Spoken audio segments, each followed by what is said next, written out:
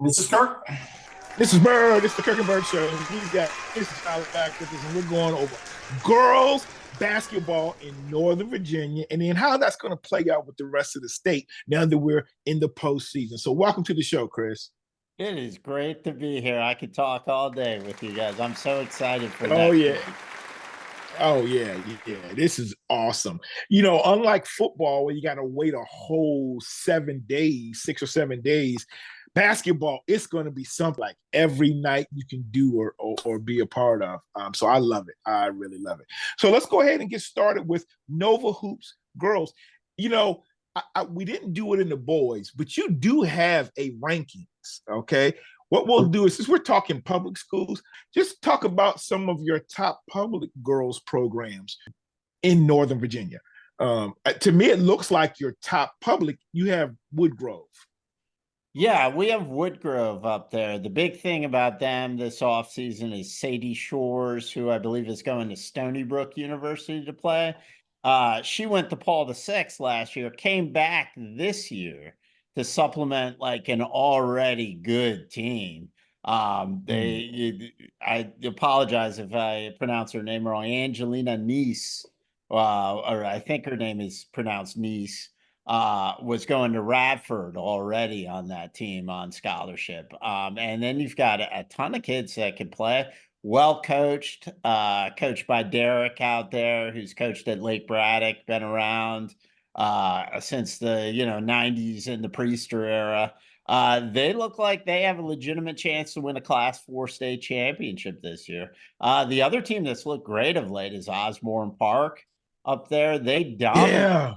They dominated the Cedar Run district this year, beating a very good Gainesville team 3 times, convincingly as well. Now they're young; they've got a stable of sophomores, but they've kind of arrived early, and they've been playing as usual. She hasn't playing Chrissy Kelly out there, one of the hardest schedules in the state.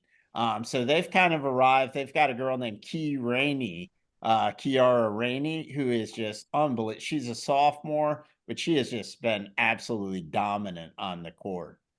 So those are two kind of the hottest ones right now. Then you get to Fairfax, and there's a ton of very good teams, not necessarily dominant teams, although some are flirting with that. But you're going to have a lot of fun tournaments this week because there's legitimately like 10 Fairfax teams that wouldn't surprise me if they made a run deep into states. That's a lot of teams, obviously. You got teams like McLean, Langley, Centerville. Let's see, the 4-time defending state champion Madison Warhawks. Oakton under Fred Priester just won the district tournament. Edison, West Potomac, Robinson, all Centerville. of them. Centerville, yeah. That's right. I'm gonna miss one because there's like 10 make a run. Yeah. That's right. So that's Freedom Woodbridge, as we'll talk about, I'm sure Freedom Woodbridge has arrived on the scene. There's a lot of good teams around here. It's going to be a really fun week. Thomas Dale in Richmond is nationally ranked. They're undefeated. So that's going to be the challenge. So my question to Chris and you, Rusty, is who from Nova, we know there's a lot of teams, but who could match up with them? Like up here, we know about some of the great programs. There's so many that win, but Chris, who's a team that you could see like actually maybe beating them? Yeah, and it's not just them, unfortunately. Manchester's right behind them too. Yeah, Manchester. To be honest, I'll tell you right now, Manchester probably should have won the state title last year over Madison, but Madison dictated pace. Obviously, Kirsten Stone is one of the best coaches out there. And they have good players. Even though Osborne Park played them earlier this year and lost convincingly, I think Osborne Park has kind of reached another level with their younger players where maybe the second time around it wouldn't go like that. Osborne Park, I forget who they beat. I think it was James River down there. They beat them by like 15. James River is one of those dangerous teams down there as well. So it could be Osborne Park, and geez, you just don't count out these Northern Virginia girls teams because We have, No. I think, the best coaches in the state up here coaching girls. And we've got some weapons that I think can match up with some of those teams. It's Osborne Park, though, probably right now would be your best bet. There are some teams like Robinson. Robinson has a really good post player, and if they can get enough offense from the rest of their team, that's the kind of team that if they can keep. But it's one of these things, they got to keep the score in the 40s or 50s. You know what I mean? It's like if Thomas Dale gets in the 60s and 70s, it's just probably not going to happen. But yeah, there are some interesting teams. And what I love about the Virginia Fairfax teams is they've all played a hard schedule. Edison went down to Richmond. Osborne Park's been playing everybody. Madison's been playing everybody, to name a few. So I'm not afraid of those teams during state tournament time from a Class 6 standpoint, but we are going up against more resistance than we've seen in a while to Northern Virginia dominance. We had Larry on the show, and he kept talking about, and we had on Alan Jones, the Grassfield Girls head coach. They kept telling us about Thomas Dale and Manchester. Now, Thomas Dale is undefeated. Manchester has 2 losses. One is to James River, and the other one is to Bishop. Is it maybe Bishop McNamara? Bishop McNamara out of the WCAC. But one of the things is, we know that Thomas Dale beat Osborne Park by 40, but depending on how the brackets went, what Manchester could beat Thomas Dale. They haven't played each other. And I know Larry was talking about that. Like, they're not playing. Some of these top teams aren't always playing each other. So one of the things is, when it comes to matchups, you know what? Maybe Thomas Dale would beat OP by maybe not 40, but maybe 20. But if Manchester beats Thomas Dale and OP plays them, maybe that's a better matchup for OP. So those are the type of things that basketball, the way it works is you don't know. Yeah, and it's on the girls' side. I'll tell you, the Concord district up here on the girls' side, obviously you have the 4-time defending state champion Madison Warhawks, but that is a perfect example of what you just said.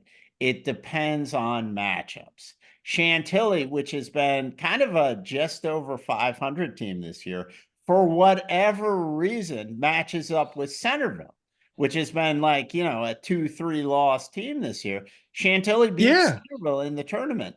Then you put Chantilly up against Oakton, and it's not the same matchup. Oakton, for whatever reason, does better against Chantilly. And it's that kind of thing. And you're right, Manchester could take out. It's not that Thomas Dale isn't dominant. It's just that I think on the girls' side, there are just a whole lot more minds. Especially when there's not a shot clock. There's a lot of teams that can really dictate pace. And know how to do it. So, they're definitely the favorites down there, but, there's a lot of minefields, I think, for them to go through. One of the things, we've talked about teams, we've talked about individual players, but one of the things I also wanted to talk about is coaching. You've got some extremely well-coached teams out there, and that is something a lot of times you don't factor that when the boys play because you're just going high, but it's over there too. But for me, in the girls' side, coaching is key, and Northern Virginia has some really good, really great coaches. Yeah, and Kirk, you mentioned Fred Priester in the boys segment. Obviously an 800 win coach. You've got Pat Deegan, who just won the district with McLean. He's somewhere around that as well. You've got Billy Gibson at West Springfield. They're still lurking around in the tournament. They're probably not a threat to go in the States, but you got coaches up here that are just unbelievable. And Coach Lewis, Diane Lewis hasn't won, and they're 20-3. And I just would love for her to get one at some point. I don't know if this is the team to do it, but she's a great coach. Yeah. I mean, just a fantastic coach. And they've looked better and better, too. They're interesting. So here's what happened, guys. Kind of about a month and a half ago, we went down, a bunch of Northern Virginia girls teams went down to the middle of the state, to Highland Springs, and kind of flirted with some of these tough teams. Osborne Park came away with a win over James River by about 13. Briar Woods came up with a win over Highland Springs, and Edison beat somebody. I can't remember who Edison beat, but they've been kind of, testing themselves going into this tournament. They're battle tested. And yeah, I think Diane Lewis would be, you name a person who I'd like to see a state championship. I said on the boys' side, probably Tony Bentley would be the guy I would love to see. I'd love to see many people win a state championship from up here. Diane Lewis, I would love that. And they've been getting better, sneakily getting better week in and week out. So we'll see. Yep. No, Chris, you're class right. 5. Class 5, we talked about, Briar Woods is the top Northern Virginia team, but they've got a key injury. And I was at that game. I believe that young lady's maybe in a boot or a cast. So how's that going to affect Briar Woods' chances against, we already talked about that Princess Anne Menchville region, but let's talk about, Briar Woods is the heavy favorite to come out of Northern Virginia in that state tournament. Yeah, so I talked to their coach, Raven Short, Friday night after their victory over Stonebridge to win the district championship. Tia Chen is their point guard. She's in a boot. A little weird. I didn't think Stonebridge pressured Briar Woods as much as they should. They did in the fourth quarter, and it paid some rewards. I don't know. I am an old coach. If you're missing your point guard, I'm going to pressure your backup point guard all game. I mean, I'm going to make sure she can play. That's a significant injury when you get into the state portion and the deep regionals and all that. You need her essentially. They're taking it day by day. The good part is they have a bye until Wednesday. She's listed as day to day. I think she will play. They're rehabbing her, and I think Briar Woods is going to be able to get by anyway without her this week. So I think by next week she'll be ready to go. I was going to talk about the next, probably the top public school in Northern Virginia girls. That's Woodgrove. We talked about Angelina Neese, who's going to Radford. She scored her 1,000 point this week. She did. Yeah, they're good and they're big. I'm not trying to do controversy, but I saw Briar Woods and Woodgrove like a day or two apart. I just felt like Woodgrove was better. Woodgrove has really good size, and that's key. Those Woodgrove girls, they come at you. They're all very good size. They're a good shooting team. I feel like Woodgrove can win a Ford. You've got Hampton, the defending champion, but I'm going to pick Woodgrove. Tell us about what you know about Woodgrove. Yeah, I think they can win. They've got some tough opposition. John Hanley, by the way, is a really good Class 4 team this year. They're undefeated. But I think Woodgrove is still a favorite. I have Hanley, I think, at number 12 in our poll, and Woodgrove at 3. That'll change tonight, but they're good, and they made the state final. I think, was it against Maury maybe 2 years ago or somebody? It was a team that knocked off Princess Anne 2 years ago. Woodgrove was in the state final, and I remember it was Sadie Shores down there. Some of the kids that are on the team are on the niece was on the team. She didn't play in that game though. And it was kind of just they lost by 30 or whatever, but it was kind of almost a Patriot moment, I felt, where they were, looking around. And this year it'll be different if they get down there. I think, they're, especially Sadie Shores, who was playing point guard in that game. I thought, going up and down the college court, trying to make things happen. They were missing their second leading scorer in that game, or maybe their leading scorer. But if they're healthy, I think you could even convince me that they're the favorites to win it in Class 4. That's a tall thing to say because, as you mentioned, there are some good teams down there at the beach. Yeah, and I was thinking also, you talked about Hamlin. You've also got Charlottesville is 24-0. Yep. I still like Woodgrove though. I still like Woodgrove coming out. It's the state final that Hampton team is going to be tough, but they will earn it. They will earn it because I'm looking at that draw, and Hamlin and Charlottesville both. Those two will match up with Woodgrove and Tuskegee. And we didn't talk about Tuscarora. Tuscarora is a very good program. Did they get the state championship last year? I think the girls got the state They championship. did not. They just missed. They got to the semifinals. And that would have been a great matchup. They would have matched up with Hampton if they got by EC Glass. I believe it was EC Glass. Right. But they're missing Kennedy, their scorer, Kennedy Middleton. Actually, I screwed up. Isabella or Grace. There were 3 Middleton sisters that went through Tuscarora, and they could all score 20 a game. I get them mixed up. I think it was Grace last year. That would have been a great matchup if you've seen George Mason has a great freshman from Hampton this year. I believe Kennedy Harris was her name. So yeah, these are good teams, but you got Woodgrove scoring 91 points against like Loudoun Valley. And Loudoun Valley is not a bunch of slouches. You know what I mean? Loudoun Valley. They put the ball in the basket, man. I mean, yeah, they put the ball in the basket. But like I said, they're going to earn it because Jamestown is undefeated. And that Hampton's coming out of their manners in there. But, I like Woodgrove. And then 3's been good with girls also, Rusty. With that was what I was going to hit. You've got Meridian. What about 3, Chris? Class 3. Yeah, traditionally, you've had some wars. Brentsville District has had Alden Yergi, who graduated. And they have wars with Meridian, who was George Mason, getting to the finals. But you got a kid down there in Roanoke that won it last year from Carroll, I believe. This is Carroll County. Carroll County. Yeah. Wow. I mean, I don't know if the girls have the muster this year to kind of get that far to the state title, but you've got some very good Class 3 girls programs around. Brentsville is still good. Brentsville is the 2nd seed out of the region. Meridian's the 1st seed out of the region. They could very well meet again in a regional final. And they could certainly it wouldn't surprise me if one of them made another run to the state final.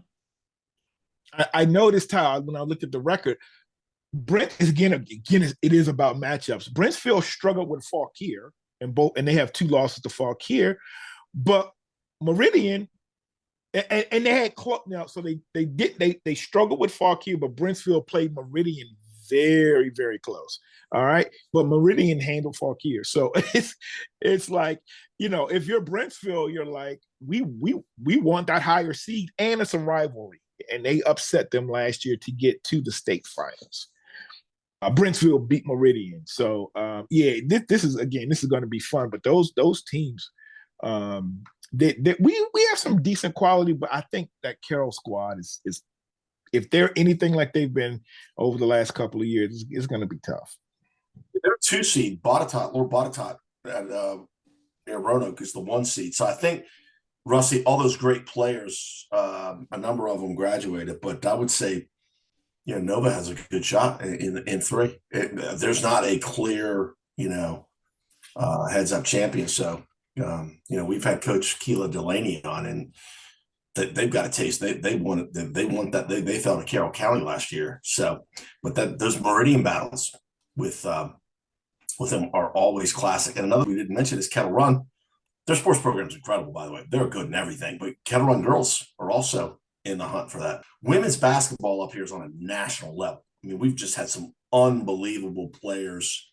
Would love to get Carol Lawson on this podcast down at Duke. But I did want to point out, in case people didn't realize it, that those Freedom, Woodbridge, Lady Eagles, they've had a tremendous season. They won the regular season over Colgan, and they beat them in the district final on Friday, district tournament. And what Coach Darrell Overton is known for football, what he's done is he's taken that school has been open 20 years, and this is the first time any girls program in any sport, track, softball, basketball, anything, they won the district. So that team, the Coach Overton, has that to me as an example of a well-coached team. And they've got some good players, but they are very well coached. And I like when you talk about there's no shot clock. That frustrated Colgan. Because they moved that ball around and they played very smart basketball. So it's those teams. You know what? Freedom may not make it to the state finals, but just look at them. They got a lot of young people that are really good. So I just want to point that team out to you. And Gainesville, again, I'm Prince William biased because I've seen these teams. Chris clearly knows about them because he's got these teams in his top 19. But I just wanted to Osborne Park. Those teams. Yep. I'm glad you brought that up. Osborne Park is an easy one. That's obvious. But when you talk about like that Gainesville, people have seen them coming, and like they've lost to OP. But look, that's the majority of their losses are to OP. But Chris, tell us who else we might have been sleeping on. So that was great. I'm so glad you mentioned that with Freedom. I got a chance to speak to Coach Overton a couple of weeks ago. I'm refreshed because I'm like the only guy not asking him about football. I think he loves talking to me. I'm like, I have all these girls basketball questions. He's like, everybody right now obviously made news going to Hayfield, for football. But he's done something really good down there, and they're getting good. The thing, they got De Guzman. She's gotten healthy, and she's, she, I believe, was in an ACL. She missed that time. Yes. Yep. Yeah. So I mean, she's just got back. So they're still even getting better. Now the weird thing about brackets, and we talked about matchups, Freedom has to play Gainesville at home in the first round of regionals, which is like a really tough game. And meanwhile, Colgan plays Colonial Forge, which is a lot easier game. So that's Freedom's reward for winning the championship, I guess. But, I'm sure Coach Overton will tell you, it's like, we're here to play, you got to beat the best at regionals anyway. So that's one of the best first round regional games, by the way. Fairfax is chock full of them where, we don't know what's going to happen. Look, the main thing to look for, you kind of know about Briar Woods, you know about Woodgrove, is in Class 6, which of those teams are going to come out of Northern Virginia into states? The 3 or 4 that'll come out into states. And, how much damage can they do? We don't even know what teams. Like, on the boys' side, we kind of have an idea. We're like, well, sure, West Potomac might crash the party or someone, or Fairfax or whoever. But on the girls' side, there's legitimately about 9 teams that That's what I was going to say. 9 or 10 teams that can win region.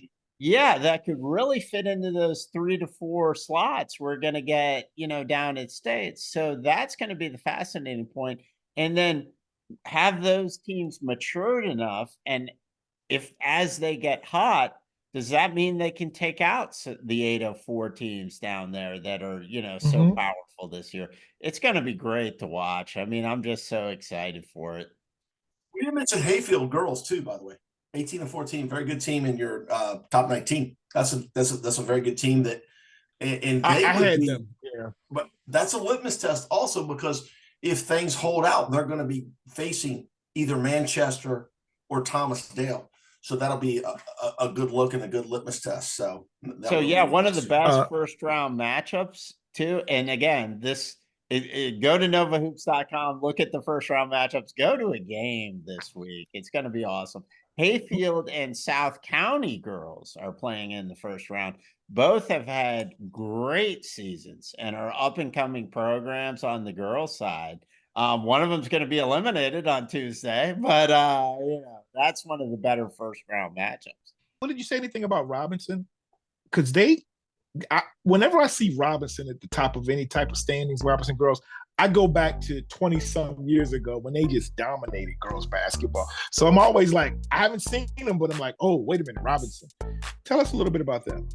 Well, I'm glad you mentioned that, because I was a JV girls coach to some of those dominant teams, and we had some teams Oh my gosh, I had some JV girls teams in those years that could probably be over 500 playing varsity schedules. So yeah, the Robinson varsity girls, I can't believe this kid is only a junior still. Her name is Georgia Simonson. She's like a 6', 6'1" post player, can jump out of the gym, dropped 34 points, I think it was, on West Potomac in the district championship the other day. Just her alone. I got some video of her rejecting shots that is like, she reminds me a little bit of the Manchester kid.